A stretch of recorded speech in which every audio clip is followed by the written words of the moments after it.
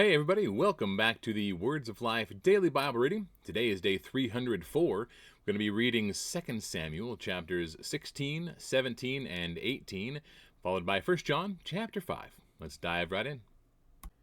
2 Samuel chapter 16. When David had passed a little beyond the summit, Ziba, the servant of Mephibosheth, met him with a couple of donkeys saddled, bearing 200 loaves of bread, 100 bunches of raisins, 100 of summer fruits, and a skin of wine. And the king said to Ziba, "Why have you brought these?" Ziba answered, "The donkeys are for the king's household to ride on, the bread and summer fruit for the young men to eat, and the wine for those who faint in the wilderness to drink." And the king said, "And where is your master's son?" Ziba said to the king, "Behold, he remains in Jerusalem, for he said, 'Today the house of Israel will be given back to the kingdom of my father.'" Then the king said to Ziba, "Behold, all that belonged to Mephibosheth is now yours." And Ziba said, "I pay homage. Let me ever find favor in your sight, my lord the king." When King David came to Bahurim, there came out a man of the family of the house of Saul, whose name was Shimei, the son of Gera. And as he came, he cursed continually. And he threw stones at David, and at all the servants of King David, and all the people and all the mighty men were on his right hand and on his left. And Shimei said as he cursed, get out, you man of blood, you worthless man! The Lord has avenged on you all the blood of the house of Saul, in whose place you have reigned, and the Lord has given the kingdom into the hand of your son Absalom. See, your evil is on you, for you are a man of blood." Then Abishai, the son of Zeruiah, said to the king, "Why should this dead dog curse my lord the king? Let me go over and take off his head." But the king said, "What have I to do with you, you sons of Zeruiah?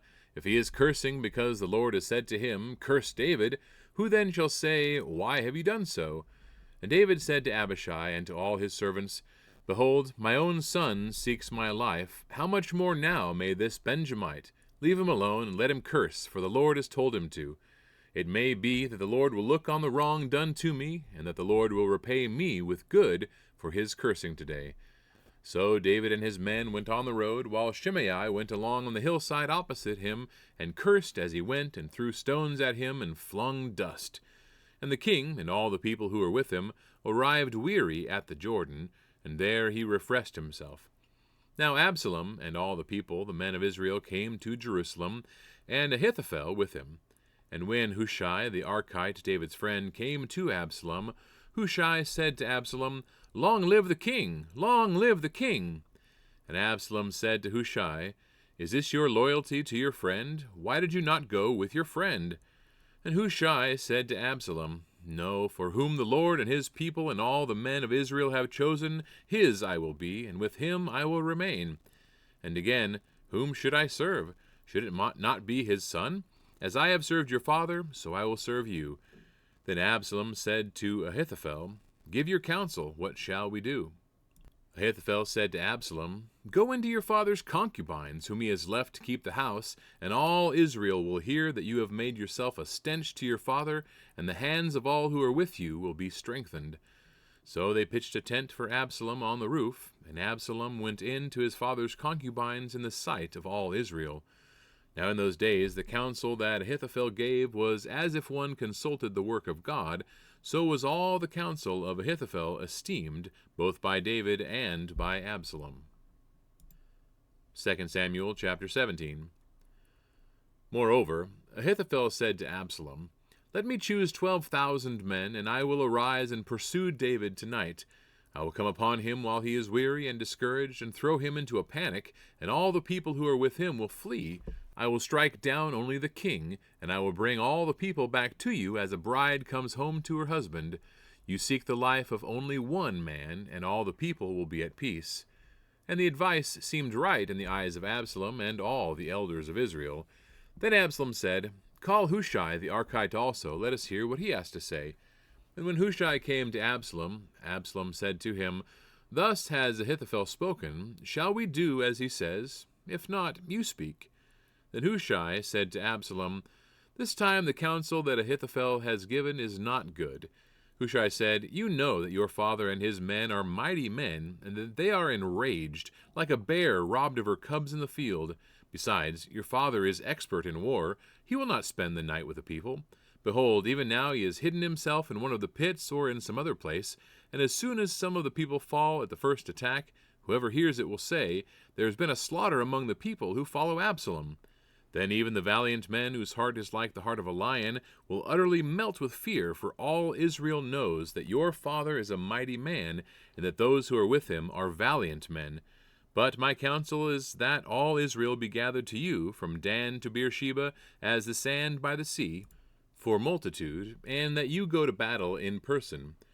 So we shall come upon him in some place where he is to be found, and we shall light upon him as the dew falls on the ground, and of him and all the men with him not one will be left. If he withdraws into a city, then all Israel will bring ropes to that city, and we shall drag it into the valley, until not even a pebble is to be found there. And Absalom and all the men of Israel said, The counsel of Hushai the Archite is better than the counsel of Ahithophel, for the Lord had ordained to defeat the good counsel of Ahithophel, so that the Lord might bring harm upon Absalom. Then Hushai said to Zadok and Abiathar the priests, Thus and so did Ahithophel counsel Absalom and the elders of Israel, and thus and so have I counseled. Now therefore send quickly and tell David, Do not stay tonight at the fords of the wilderness, but by all means pass over, lest the king and all the people who are with him be swallowed up. Now Jonathan and Ahimaaz were waiting in Enrogel. A female servant was to go and tell them, and they were to go and tell King David, for they were not to be seen entering the city.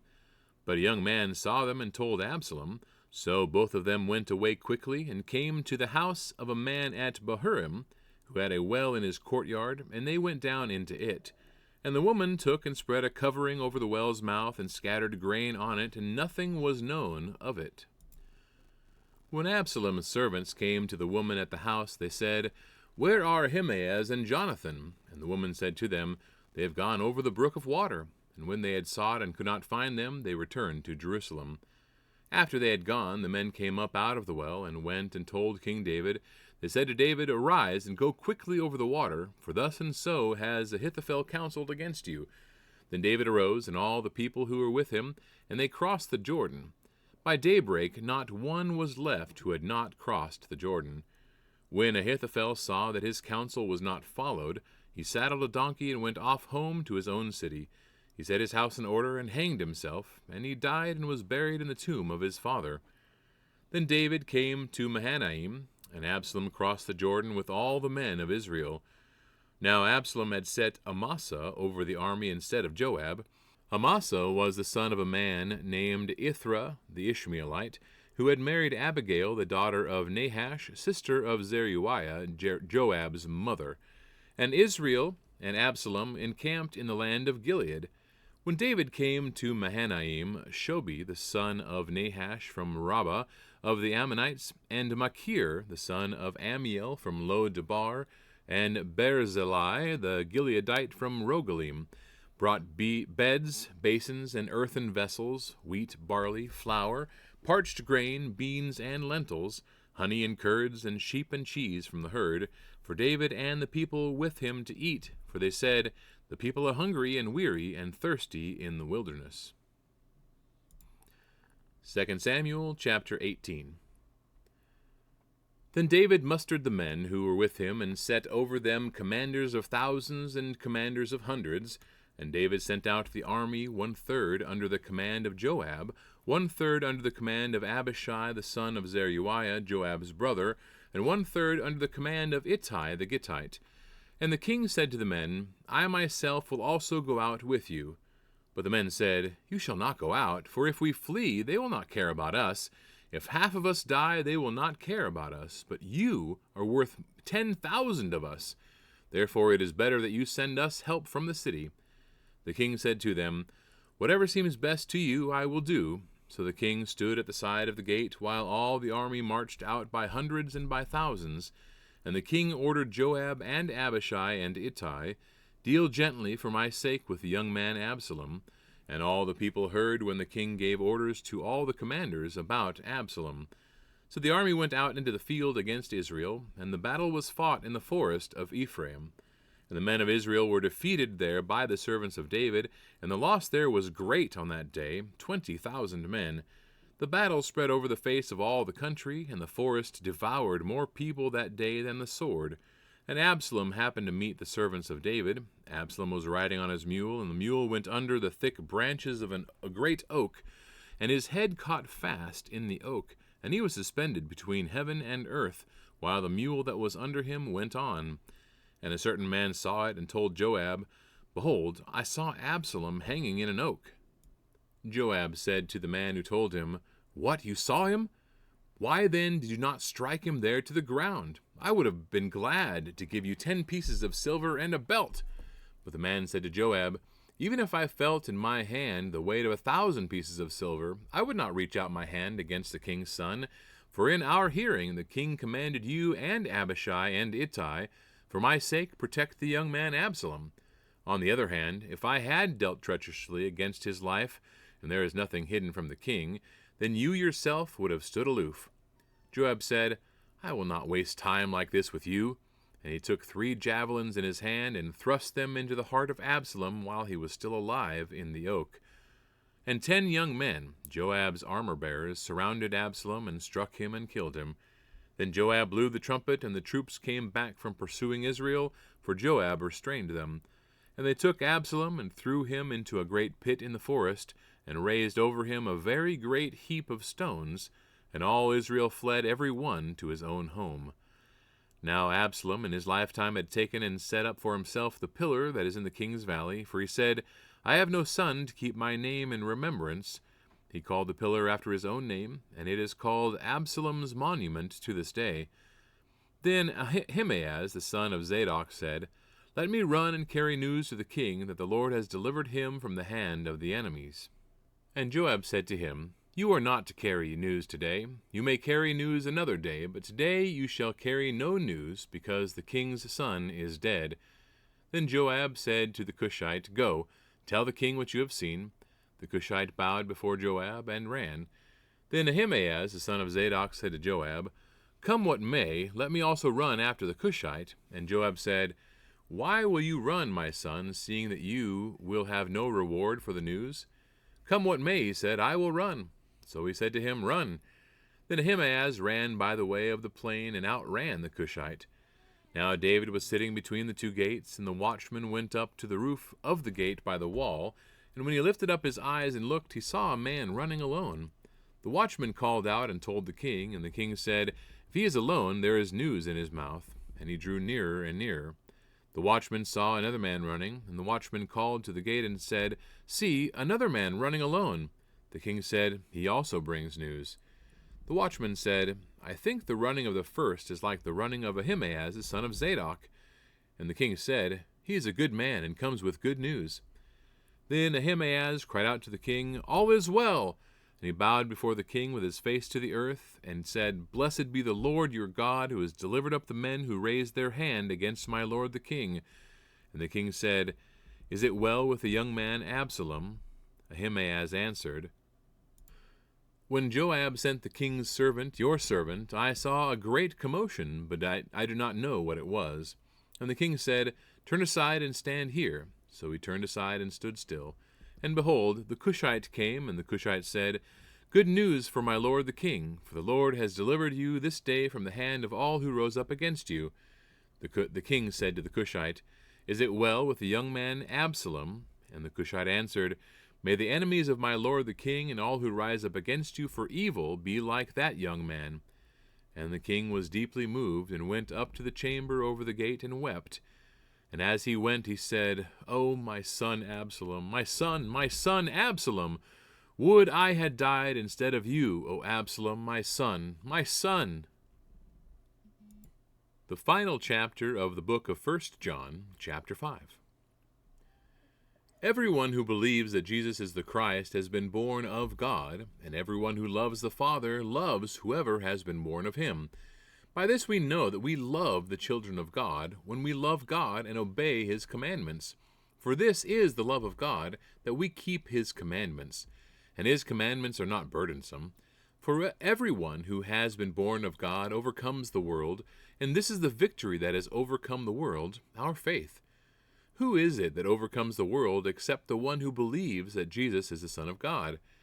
This is he who came by water and blood, Jesus Christ, not by the water only, but by the water and the blood, and the Spirit is the one who testifies, because the Spirit is the truth. There are three that testify, the Spirit, and the water, and the blood, and these three agree. If we receive the testimony of men, the testimony of God is greater, for this is the testimony of God that he has been born concerning his Son. Whoever believes in the Son of God has the testimony in himself. Whoever does not believe God has made him a liar, because he has not believed in the testimony that God has borne concerning his Son. And this is the testimony, that God gave us eternal life, and this life is in his Son. Whoever has the Son has life. Whoever does not have the Son of God does not have life. I write these things to you who believe in the name of the Son of God, that you may know that you have eternal life. And this is the confidence that we have toward him, that if we ask anything according to his will, he hears us. And if we know that he hears us in whatever we ask, we know that we have the requests that we have asked of him. If anyone sees his brother committing a sin not leading to death, he shall ask, and God will give him life. To those who commit sins that do not lead to death, there is sin that leads to death. I do not say that one should pray for that. All wrongdoing is sin, but there is sin that does not lead to death. We know that every one who has been born of God does not keep on sinning, but he who was born of God protects him, and the evil one does not touch him. We know that we are from God, and the whole world lies in the power of the evil one. And we know that the Son of God has come and has given us understanding, so that we may know him who is true. And we are in him who is true, in his Son, Jesus Christ. He is the true God and eternal life. Little children, keep yourselves from idols. All right, that wraps up the reading for today, everybody. Thank you so much for tuning in with me. We're going to start a new book tomorrow. I suspect it's probably 2nd John. And we'll continue reading the 2nd Samuel. God bless, everybody. See you later.